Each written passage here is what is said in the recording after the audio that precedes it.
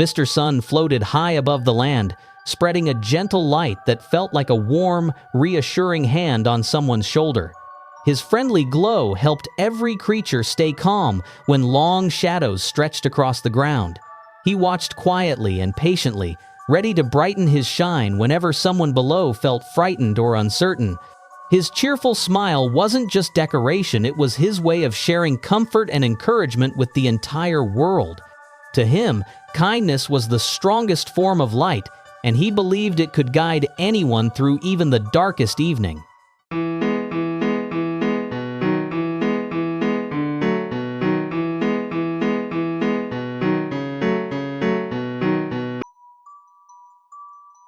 Black's magic reached Mr. Sun like a cold whisper, altering the lines of his face but never touching the heart of his warmth. The new shape on his cheek acted like a tiny guardian, sensing danger before it appeared. He didn't fear the curse. Instead, he softened his glow so the creatures below wouldn't be frightened by his transformation. His smile stayed gentle, proving that even touched by darkness, he remained a friend to all living things. To Mr. Sun, every mutation was simply another way to continue protecting those who depended on him.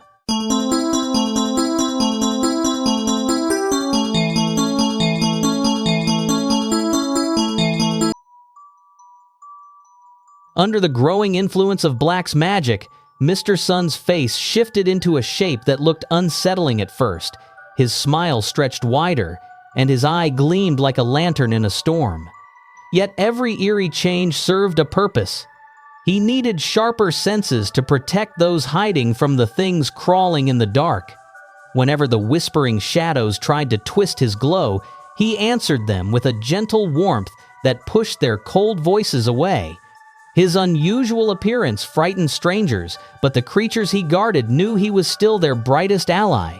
And even as the night grew stranger, his caring light never abandoned them.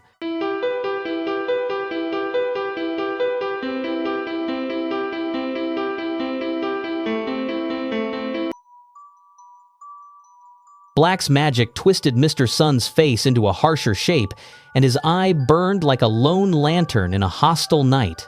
His light, once gentle, now sliced through the darkness as a desperate shield against unseen predators. He could feel something hunting him, circling just beyond his fading glow. Every mutation sharpened his instincts, pushing him further from who he used to be. And though fear drove him forward, he knew he had no choice but to fight the dark with whatever pieces of himself remained.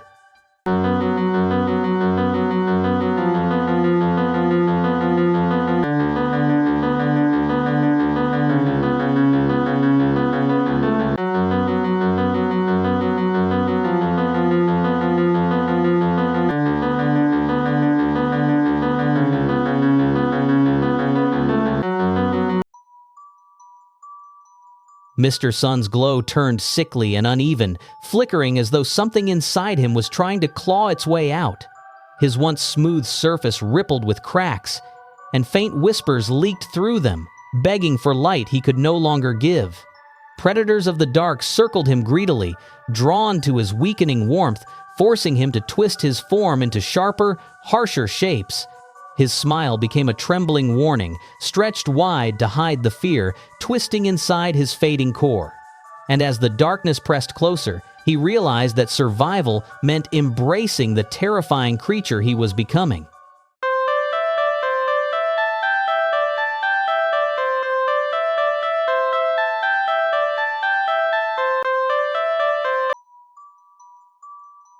Mr. Sun's glow began to curl inward, as though the curse was folding him piece by piece into something unrecognizable. His rays bent at unnatural angles, pointing toward whispers only he could hear, guiding him to places no light should ever enter. The air around him buzzed with distortion, warping every shadow into a shape that watched him without blinking. His smile widened into a trembling arc, stretched so far it looked like it might split his face apart. And in the growing silence, he realized he was no longer shining to save the world, he was shining to keep himself from disappearing.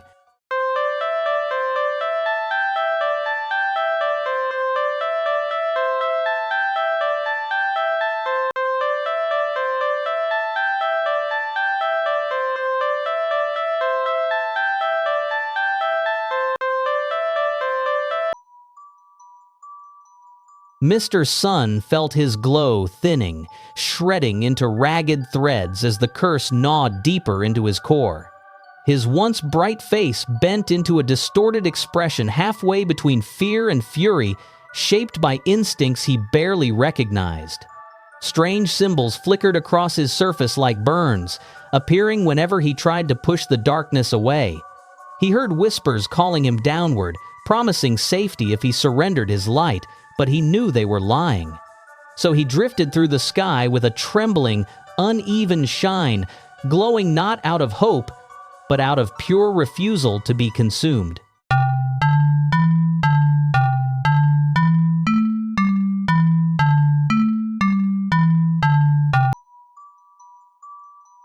Mr. Sun's surface began to melt into uneven plates of light and darkness, shifting like cracked armor, barely holding him together. His eye rolled unnaturally, tracking movements that twisted the air itself as if reality were bending around him. The curse etched spirals across his glow, symbols that pulsed like veins spreading through his body. His usually steady shine flickered violently, sending frantic bursts of light into the night as if he were calling for help no one could give. And somewhere deep inside, he felt a hollow coldness growing, replacing the warmth that once defined him.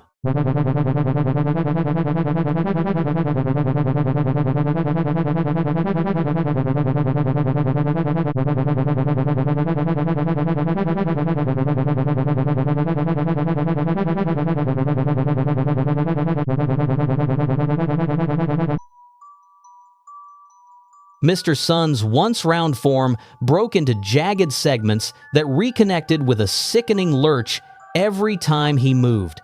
His eye glowed like a dying lantern, flickering faster whenever the curse whispered his name from deep inside his hollow core. The darkness around him no longer chased him, it clung to him, sliding along his rays like hungry fingers searching for a way in. His grin shook violently, warping into something both terrified and terrifying, a silent scream locked behind a permanent smile. And with each passing moment, he felt less like he was shining and more like he was being hollowed out.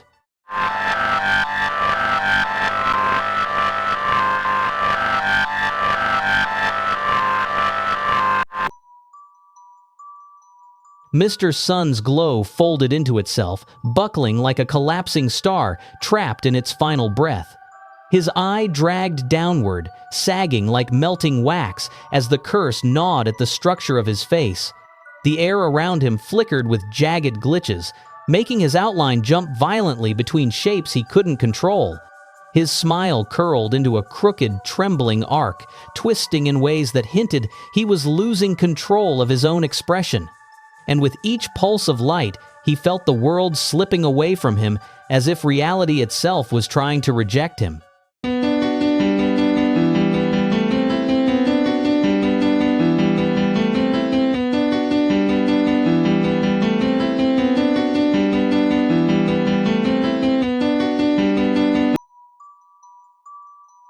Mr. Sun's glow folded into itself, buckling like a collapsing star trapped in its final breath. His eye dragged downward, sagging like melting wax as the curse gnawed at the structure of his face. The air around him flickered with jagged glitches, making his outline jump violently between shapes he couldn't control. His smile curled into a crooked, trembling arc, twisting in ways that hinted he was losing control of his own expression. And with each pulse of light, he felt the world slipping away from him as if reality itself was trying to reject him.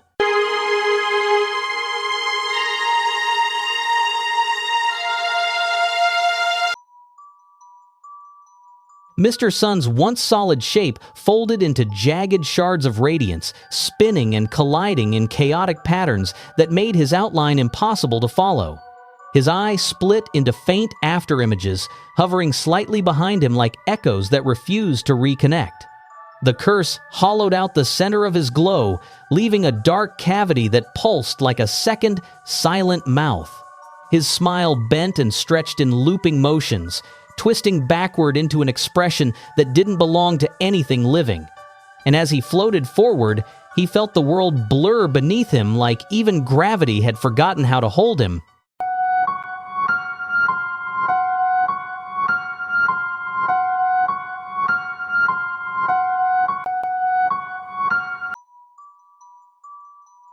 Mr. Sun's shape fragmented into drifting slices, each one lagging slightly behind as though time itself struggled to keep him together. His eye jittered between frames, glitching like a corrupted signal trapped inside a dying beacon. Cracks spread across his glow in branching paths, pulsing as if something inside were clawing to escape. His smile sagged unevenly, stretched thin by forces pulling at him from different directions. And as he floated onward, his pieces drifted apart in slow, trembling waves, threatening to scatter him across the sky forever.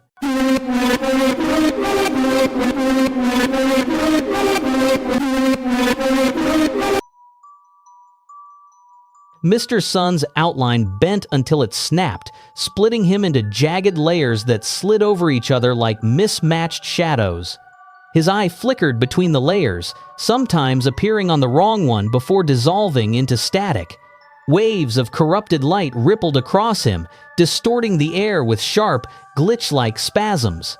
His smile twisted into overlapping copies, each one trembling at a different rhythm, creating a grotesque echo of movement. And as he drifted forward, pieces of him began slipping out of alignment, falling behind like discarded parts of a dying star.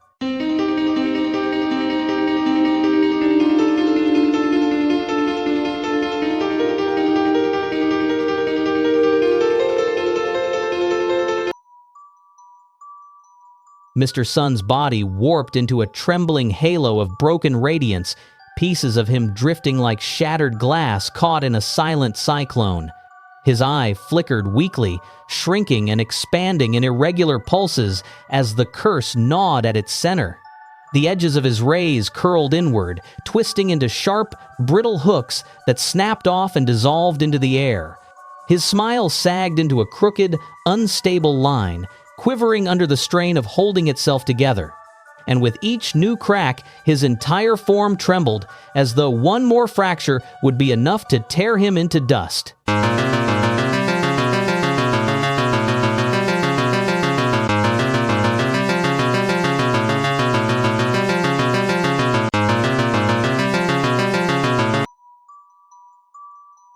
Mr. Sun's body twisted into a hollow ring of dim, unstable light, bending as though gravity itself were crushing him from within.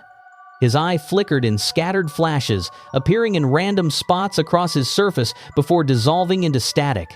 Weak, trembling beams dripped downward like falling sparks, evaporating before they touched anything below.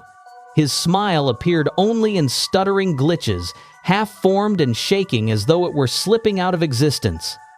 And as he sank lower, even the darkness around him seemed to hesitate, unsure whether he was still alive or already fading into nothing.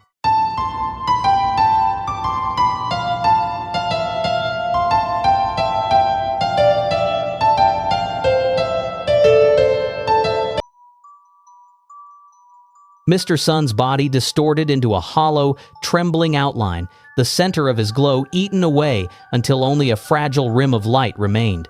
His eye flickered in fractured frames, struggling to stay present as the curse pulled pieces of him into invisible cracks in space. Thin strands of radiance peeled off him like dying embers, drifting upward before vanishing silently.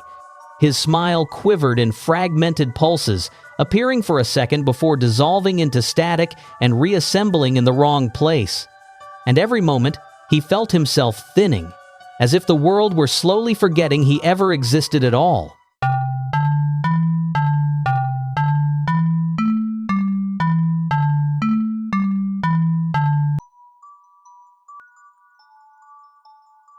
In Phase 1, Tunner looks harmless and friendly, but this is where his mutation journey begins. With every phase, his appearance becomes more twisted and terrifying. New eyes, damage, and deformities help him see better and survive in the dangerous Sprunk world. His personality changes along with his body, turning fear into his main weapon.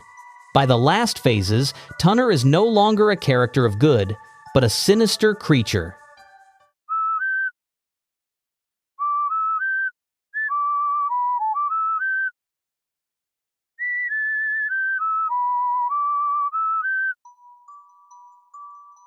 Phase 1.5 shows the moment when Tunner starts to mutate for the first time.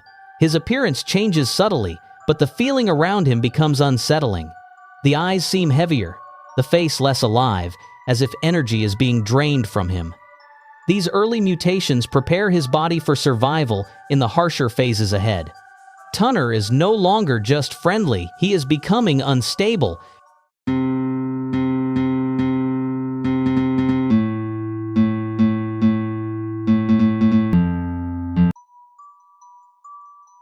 Phase 2 shows Tunner crossing the line between harmless and threatening. His appearance grows more distorted and his movements feel heavier and more aggressive. The changes in his eyes and face suggest rising anger and loss of control. These mutations strengthen his senses and harden his body for survival in the sprunk world. Tunner is no longer someone you can trust or approach safely.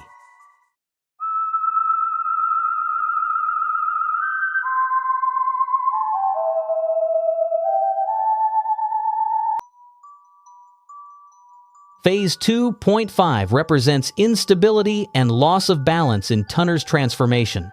His mutations no longer look controlled, but chaotic and painful. The changes in his face and body make him appear more aggressive and unpredictable. These new features seem designed to intimidate and overwhelm others. Tunner is rapidly losing what remains of his original self.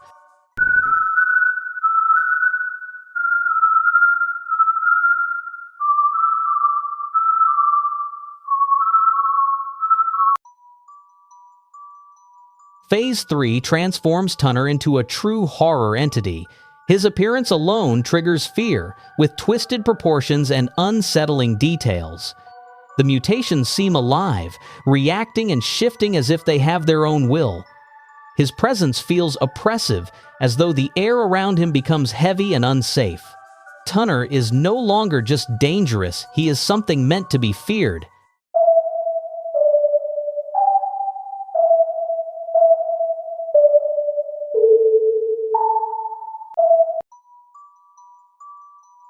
Phase 3.5 pushes Tunner deeper into pure horror. His mutations appear uncontrolled, chaotic, and painful to witness. The distorted body and broken features make him look unpredictable and brutal. His presence alone creates fear, even without movement or sound. Tunner is no longer evolving, he is collapsing into something monstrous.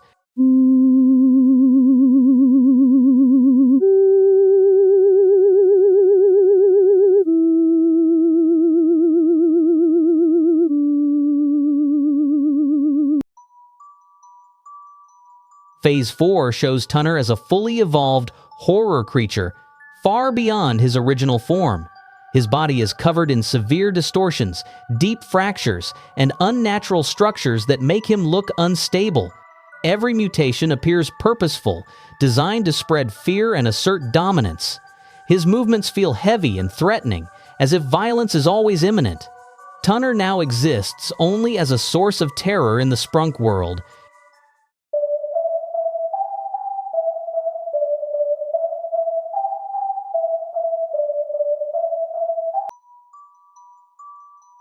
Phase 4.5 shows Tunner reaching a terrifying stage where his body can no longer handle the mutations. His form looks unstable and constantly twisted, as if it could break apart at any moment. Deep fractures, warped shapes, and unnatural growths cover his body, making him extremely unsettling to look at. The mutations feel excessive and uncontrolled, driven by raw instinct rather than purpose.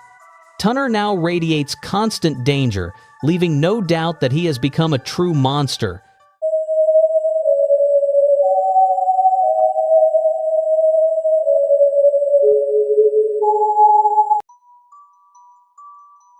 Phase 5 represents the complete collapse of Tunner's transformation into pure horror. His form looks unstable and violent, as if it exists against the laws of nature. Every mutation on his body feels excessive, aggressive, and deeply disturbing. The presence of Tunner creates constant tension, making the world around him feel unsafe. He is no longer evolving or surviving. He has become the embodiment of terror itself.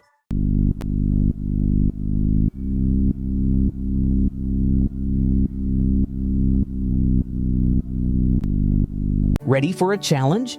According to statistics, only 3% of viewers manage to like the video and subscribe to the channel before the timer runs out.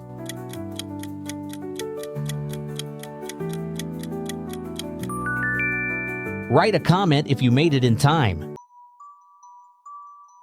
Phase 6 shows Tunner as something that has completely crossed the boundary of horror. His mutations are no longer evolving but endlessly repeating, warping his body again and again. The distorted shape and unnatural movements create constant unease and fear. Every detail of his appearance feels wrong, as if reality itself rejects him. Tunner has become a living anomaly of terror in the Sprunk world.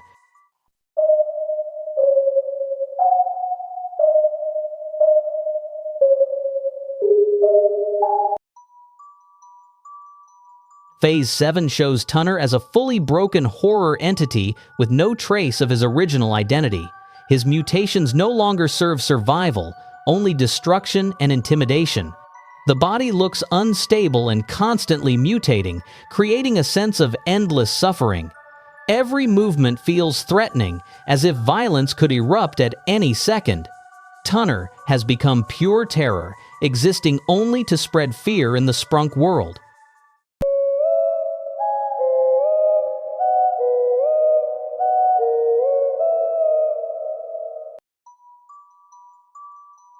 Phase 8 shows Tunner reaching a state where his mutations overwhelm any sense of identity. His form is violent and chaotic, constantly changing in disturbing ways. The unnatural structures on his body feel aggressive, designed to intimidate and dominate everything around him. His presence alone creates fear, as if the environment itself becomes hostile. Tunner has fully crossed into a realm of pure terror within the Sprunk world.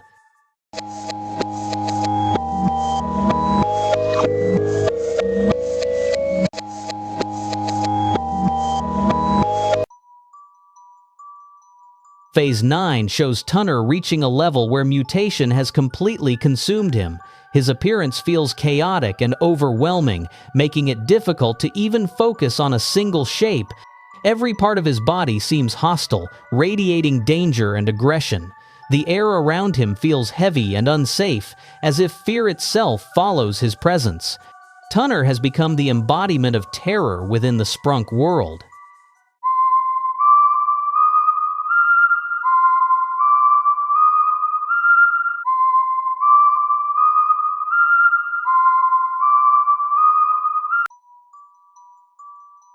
Phase 9.5 shows Tunner on the edge of complete collapse. His mutations appear extreme, chaotic, and deeply unsettling to witness. The body looks as if it is fighting against itself, twisting and breaking non-stop. Every movement feels wrong, creating constant fear and tension. Tunner is no longer evolving, he is falling apart into pure horror.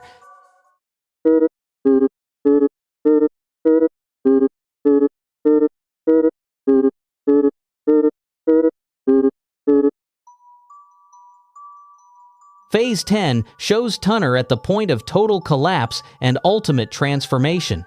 His mutations are no longer physical changes, but a complete breakdown of form and identity. The distorted mass that was once his body radiates constant danger and fear. Everything around him feels unsafe, as if his presence corrupts the world itself.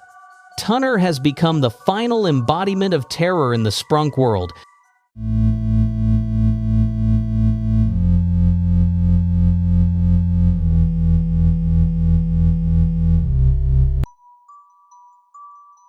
Phase 11 shows Tunner after complete annihilation of identity. His mutations no longer resemble evolution, only endless deformation without purpose or control. The horror surrounding him feels infinite, as if it spreads simply by his existence. Every moment near him feels unstable, threatening total collapse. Tunner has become something that should never have been created in the Sprunk world.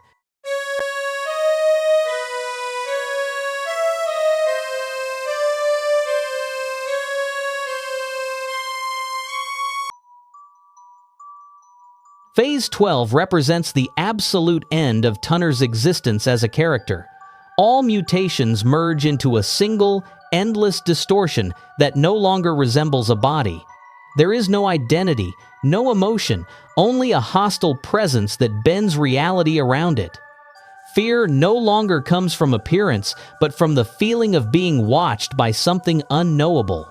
Tunner has become a final nightmare that exists beyond life, death, and form.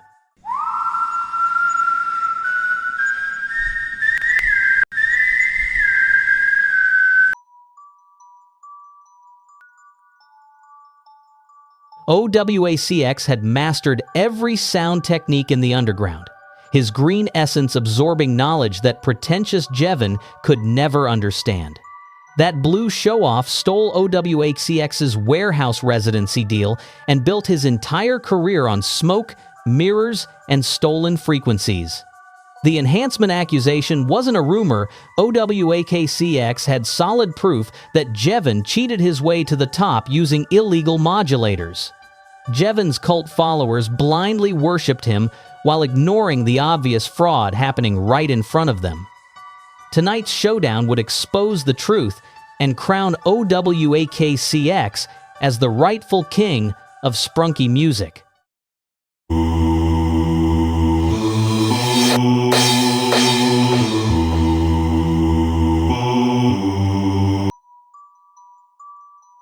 Owakcx studied Jevin's blue glow from the darkness, analyzing every weakness in his rival's armor. That arrogant fraud had stolen everything from him: gigs, respect, even his signature sound. Jevin's followers blindly worshipped a cheat who used banned tech to fake his skills. Tonight, Owakcx would unleash pure chaos and expose the truth everyone ignored. When the dust settled, only green would remain standing.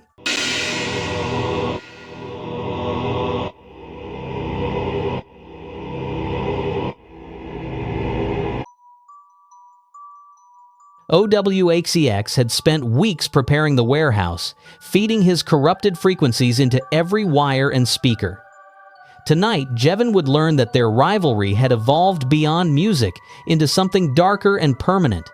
The Green Master watched his trap activate, shadows crawling toward the blue fool who never suspected the sound system was alive. Each phase shift, Jevin attempted only fed more power into Owakcx's ritual, binding them both to this cursed space. By dawn, only one of them would remember who they used to be.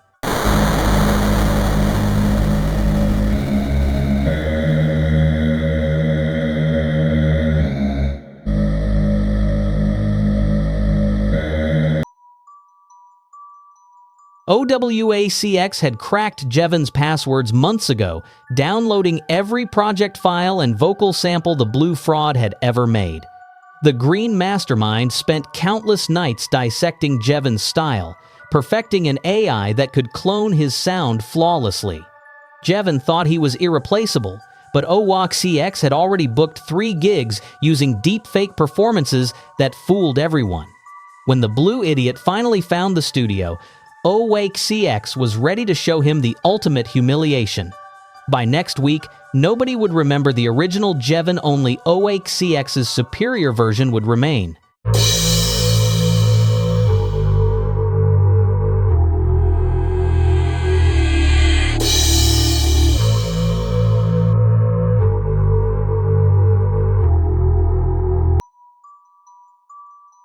Owakcx saw the collaboration offer as the perfect opportunity to destroy Jevin's credibility in front of the industry's most important figures. The green schemer played nice during rehearsals, secretly installing a kill switch in every piece of equipment Jevin touched. Jevin's arrogance made him blind to the obvious setup, trusting that stage protocols would protect him from sabotage. Owakcx had waited years for this moment, watching Jevin fail spectacularly, while Owakcx saved the show, would cement Green's superiority forever. The promoters would remember who delivered when it mattered, and Jevin would fade into obscurity where he belonged.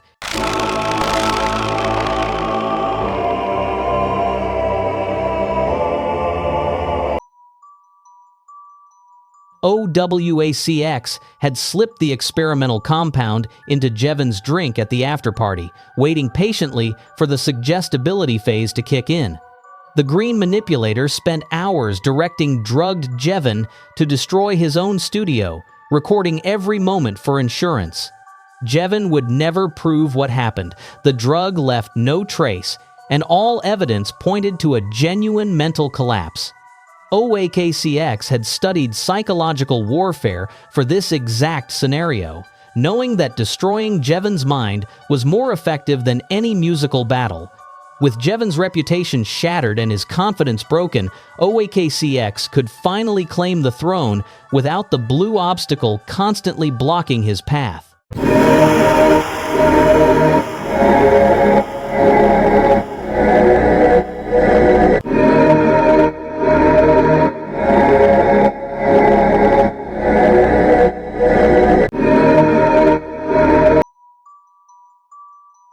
Owakcx had trained a neural network on Jevin's entire discography, creating an AI that generated Jevin-style tracks superior to anything the blue hack could make. The Green genius leaked the songs strategically, watching Jevin spiral as audiences demanded more of the fake tracks. Jevin couldn't claim ownership without admitting someone else made better Jevin music than he could, trapping him in a perfect paradox. Owakcx had weaponized Jevin's own identity against him, proving that style without substance meant nothing. Soon the world would realize they never needed the original when Owakcx's version performed better in every measurable way.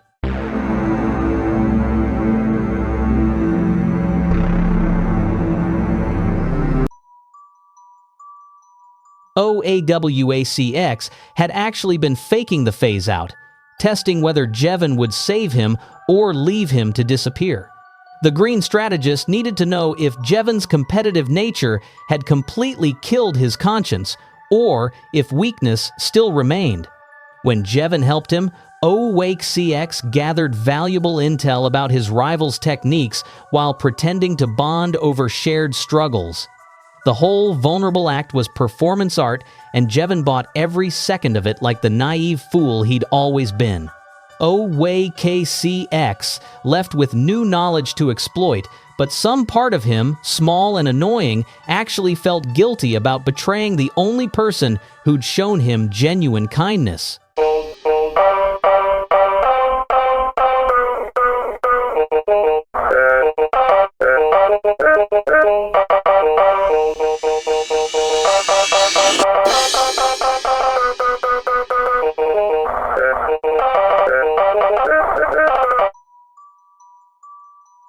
Owakcx had indeed been approached by the label, offered an obscene amount of money to eliminate Jevin permanently from the scene. The Green rival took the meeting but ultimately declined, realizing that killing Jevin would rob him of the only competition that made victories meaningful. Instead, Owakcx leaked the assassination plot to Jevin anonymously, wanting to see him squirm with paranoia rather than die. Watching Jevin flinch at every shadow brought Owakcx more satisfaction than any payment could offer. The blue fool would never know that Owakcx had saved his life while simultaneously making it miserable, the perfect revenge.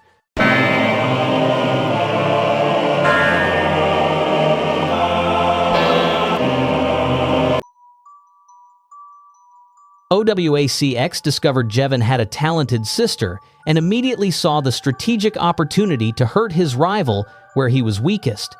The Green mentor genuinely taught her well, but every lesson included subtle jabs at Jevin's primitive techniques and inflated ego.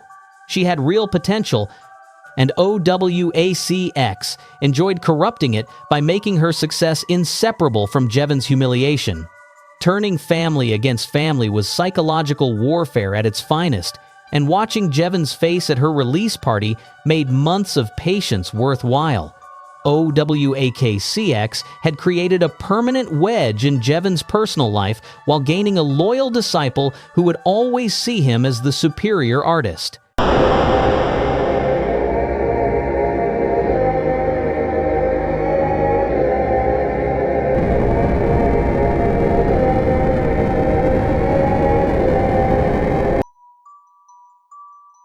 Owakcx remembered those forum days perfectly back when he'd idolized Jevin as the artist he wanted to become. The Green fan had defended Jevin's work passionately until he finally met his hero at a small show, and Jevin had brushed him off without a second glance. That casual dismissal from someone Owakcx had elevated as a god shattered something fundamental, transforming worship into burning resentment. Every subsequent success Owakcx achieved was fueled by proving he deserved the attention Jevin had denied him. When Jevin showed him the old posts, Owakcx felt nothing but contempt for his younger, naive self who'd wasted energy on someone who never cared.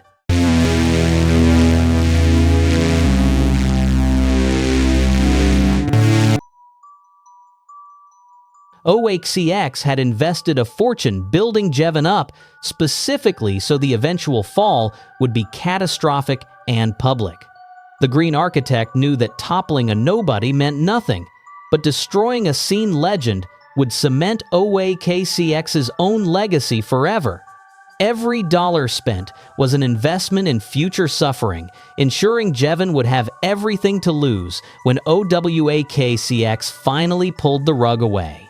The best part was watching Jevin's face realize his entire career was an elaborate setup, that he'd never earned anything legitimately. Owakcx had played the longest game possible, and now that Jevin knew the truth, the real destruction could finally begin with maximum psychological impact.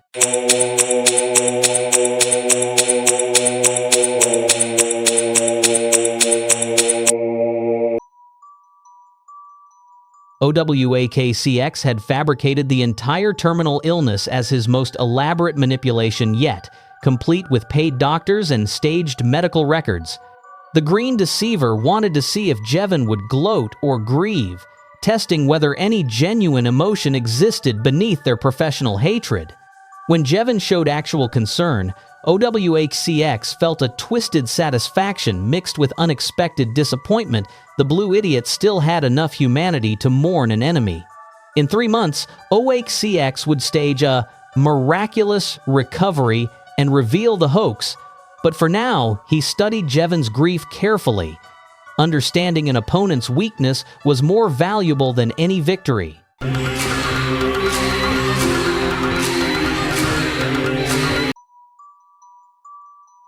Owakcx had been engineering toward this ultimate confrontation since the day their rivalry began, knowing that total victory required total stakes. The Green Strategist had already prepared his most devastating set, a sonic weapon that would expose every flaw in Jevin's technique while showcasing Owakcx's superiority. This wasn't just about music anymore, it was about proving to everyone, including himself, that Owakcx deserved the crown. Jevin represented everything Owakcx hated: natural talent, easy charisma, success without suffering. When Owakcx won, he would finally silence the voice that whispered he'd only ever be second best to a blue rival who made excellence look effortless.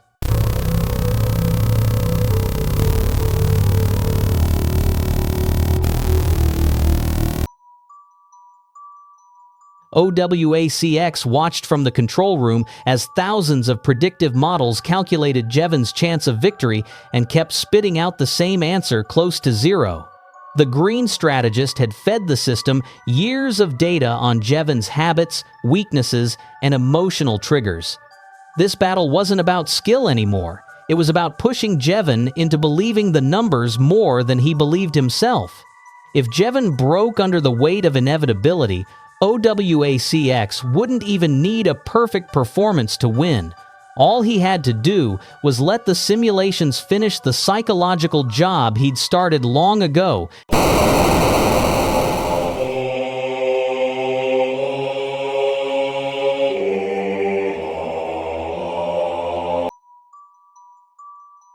Owakcx got the same contract and laughed at how easily corporations tried to sanitize blood feuds into brand-friendly storylines.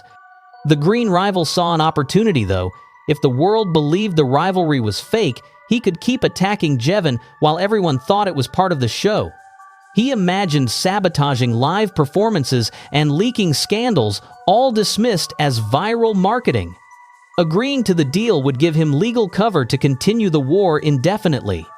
For Owakcx, the only question was whether fame was worth sharing the stage with the blue target he still genuinely despised.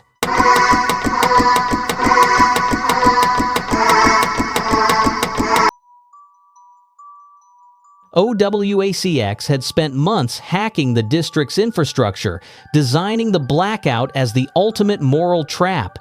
He wanted to see whether Jevin would sacrifice anonymous civilians for a shot at absolute dominance. The Green Architect kept his own rig safely limited, ready to step in as the hero who stopped the disaster if Jevin lost control. Either outcome pleased him. Jevin would be branded a monster or a coward who refused to use the power handed to him.